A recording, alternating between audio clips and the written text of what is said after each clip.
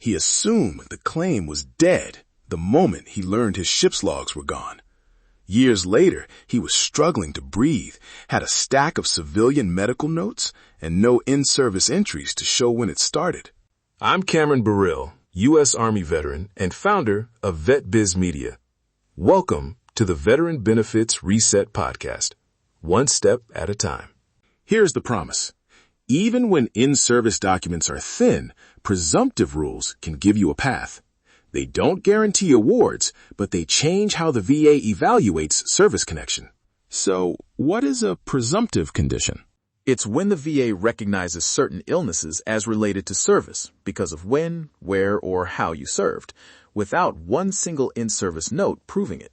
Think Agent Orange exposure, burn pit-related conditions, some Gulf War illnesses, certain infectious diseases tied to specific theaters, and radiogenic illnesses for folks who worked with ionizing radiation. Each list has precise qualifying rules. How do you quickly check whether your service might fit one of those lists? Start with 3 things: era, location, and MOS. When you served, where you were, and what you were doing.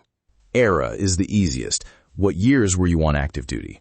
Location means the base, ship, or theater you were assigned to. MOS or job codes matter when exposure is tied to specific duties, like firefighting, radiology, or fuel handling work. If your DD-214 or in-service medical records are missing, don't panic. File an SF-180 to request your official military personnel file from the National Personnel Records Center. That's the formal route to get your service and medical records. NPRC turnaround times vary, but commonly you're looking at roughly 4 to 12 weeks. So start the request now and use that waiting time to gather other evidence. What counts as substitute evidence? The VA will accept post-service medical records showing a diagnosis, entries in VA exposure registries, unit rosters or morning reports, separation codes and orders, environmental reports about a base or ship, and lay statements from people who served with you. That last one, lay statements or buddy statements, is often underused but powerful. Ask a shipmate or unit member to write what they saw, with dates and details. Here's a sample sentence you can copy into a buddy statement. I served with John Doe on USS Example from January 1998 to December 2000. I witnessed repeated smoke and exhaust on the fantail during deployments that affected his breathing. Short, specific, and dated. So, what do you actually attach to the claim? Start with whatever documents you already have. Civilian medical records that show diagnosis and treatment dates, any VA treatment notes, unit assignment evidence, and 1 or 2 buddy statements that line up with the timeline. If you can't get a ship log, try FOIA for unit records. Contact your old unit association. Search online archives for deployment histories, and check social media groups. Folks often share photos, orders, and rosters that help place you where you say you are. Registering with the VA exposure registries, like the burn pit registry, won't by itself win a claim, but a registry entry becomes a documented point the VA can review alongside your medical records. When you write your own claim narrative, use a timeline. Start with service dates and station assignments, then state when symptoms began, then list medical encounters after separation.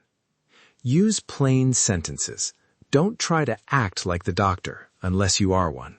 A useful phrase is, during service, I worked as job, I was exposed to hazard, and after separation, I began treatment for condition on date. That sequence helps the reviewer connect exposure and diagnosis under presumptive rules. Quick reality check. Common pitfalls. First, presumptive doesn't mean automatic. You still need supporting evidence. Second, don't rely only on memory. Corroborate with any records you can find. Third, watch appeal and submission deadlines. Timing matters. I saw this with a veteran I worked with in 2018. No ship logs, but a photo of a smoky deck, an LES showing assignment, and 2 detailed buddy statements gave the reviewer enough context to reopen the case for consideration.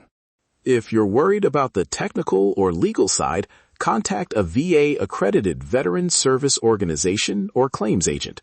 This podcast is education, not individualized legal advice, and an accredited representative can review specifics with you.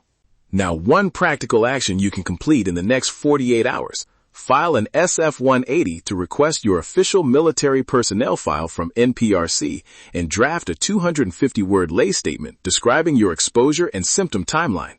Those 2 steps start the paper trail and give you a readable narrative for the VA. Quick recap. Presumptive rules can bridge gaps when records are missing, but they require proof that places you in the qualifying era, location, or MOS, and shows the condition and timing. Use alternate records, VA registries, buddy statements, and a clear timeline-based narrative. Thank you for listening. If this episode helped, follow the podcast, leave a review, and share it with another veteran who could benefit. Download the free 7-step Veteran Benefits Reset Guide at vetbizmedia.com/veteran7 to start organizing your military, medical, employment, and VA records. Your service did not expire.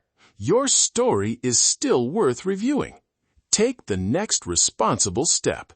Thank you for listening to the Veteran Benefits Reset podcast. If you found today's episode helpful, follow the podcast, leave a review, and share it with another veteran who could benefit.